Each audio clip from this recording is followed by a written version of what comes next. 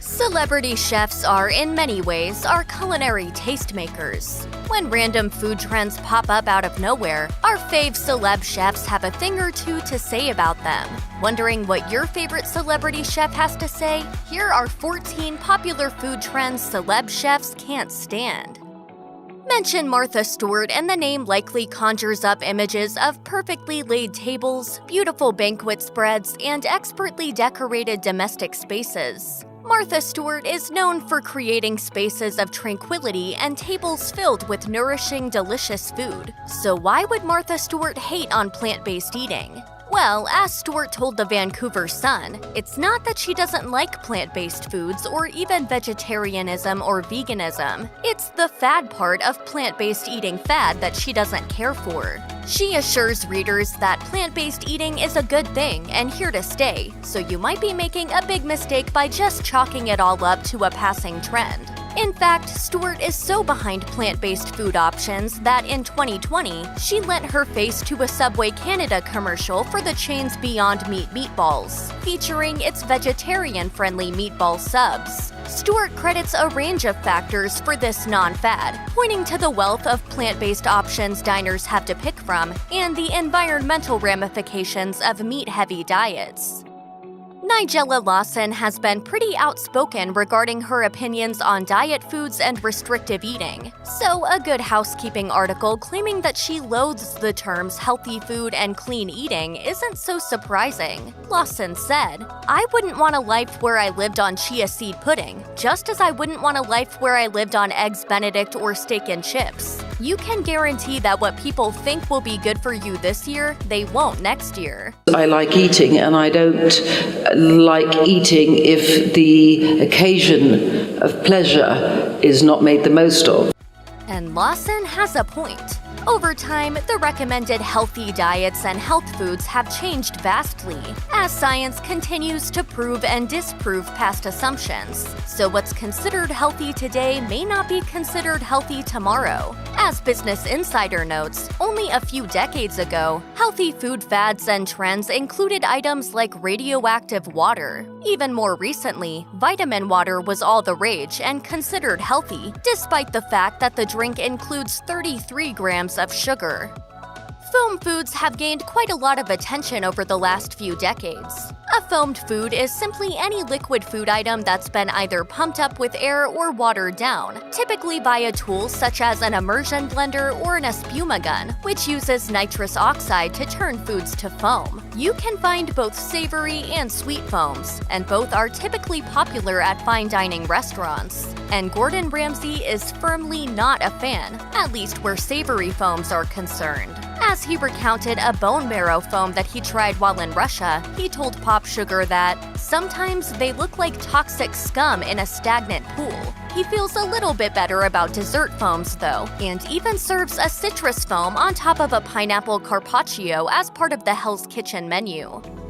In the same Pop Sugar article, Gordon Ramsay went off on truffle oil too, noting, in true Ramsay style, "The worst thing for me is truffle oil. That thing needs to be let down. This thing needs to be let out in tiny, tiny little amounts." But he is definitely not alone when it comes to his hate of truffle oil. For Giada De Laurentiis, it sounds like she may think that some chefs are using truffle oil in everything simply because they think it automatically upgrades their food or makes them seem a little more knowledgeable than they are. As she told Bravo, "It doesn't make you more of a gourmet cook to use truffle in everything. It's very overpowering. Use in moderation. It's been overused a little too much." And using truffle oil in moderation won't just rank your cooking a little bit higher in her estimation. It may also save you quite a bit of money, too. While imitation truffle oil that's filled with synthetic stuff can be relatively affordable for the average home cook, real truffle oil made at home using genuine truffles can be extravagantly expensive, thanks to truffle's wild price of $1,000 to $5,000 per pound. Kitchen Stories notes that if you're really dying for that true truffle flavor, but are operating on a budget,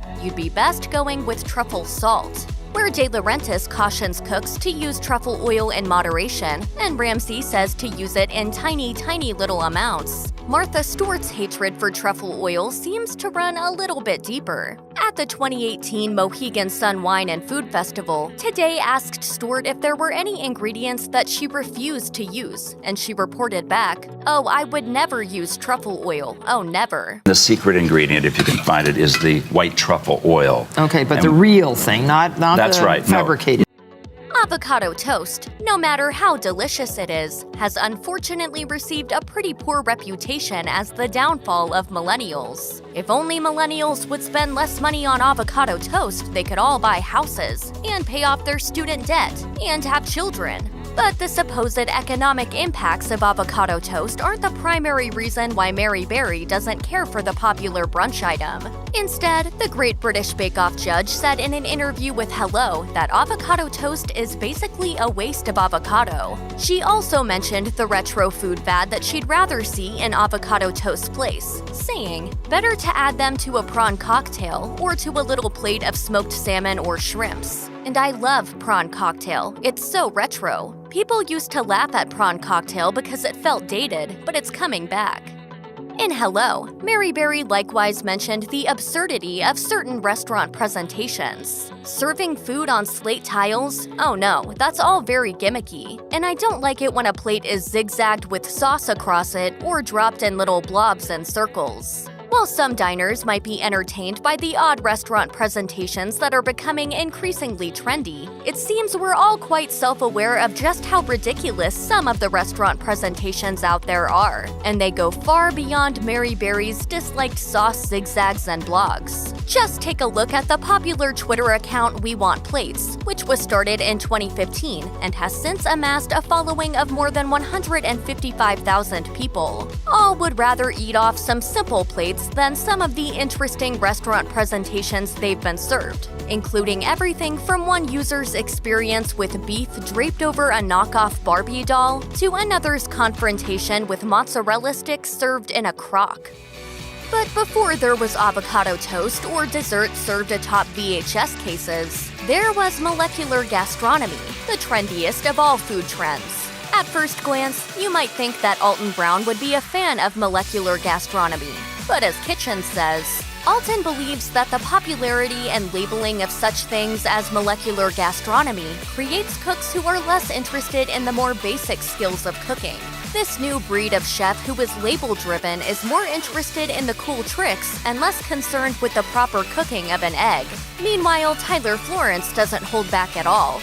In a New York Magazine interview, he says, "I think Ferran Adria, the creator of molecular gastronomy, sparked a lot of interest in people. In the right hands, that kind of food is mind-blowing. It makes you think about things. But the ripple effect of that, of the guys who were trying to knock him off, it's just gross. It's terrible, it's disgusting, it's horrible cooking." It's true. Southern food has experienced a renaissance. Just look at the explosion of fried chicken sandwiches, for instance. According to Us, Alton Brown says he's tired of anything made in the southern United States being slapped with the Southern food label. He recommends that we all just focus on good food versus bad food, admitting he's over labels and that we've beaten Southern food about to death. Besides, just because you're calling something Southern doesn't make it so. For example, Brand Eating reported that 7-Eleven opened a Southern-inspired fried chicken restaurant in Manhattan. However, the Southern authenticity is certainly up for question, especially when you consider that Southern cuisine as a whole is evolving rapidly.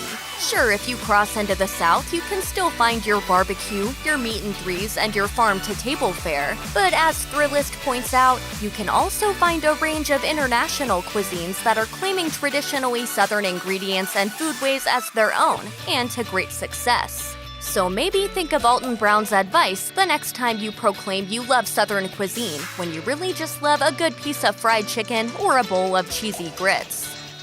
Where a lot of the celebrity chefs on this list are spewing their hate for food trends that have been around for quite a while, such as truffle oil and molecular gastronomy, Guy Fieri's most hated food trend is actually pretty new.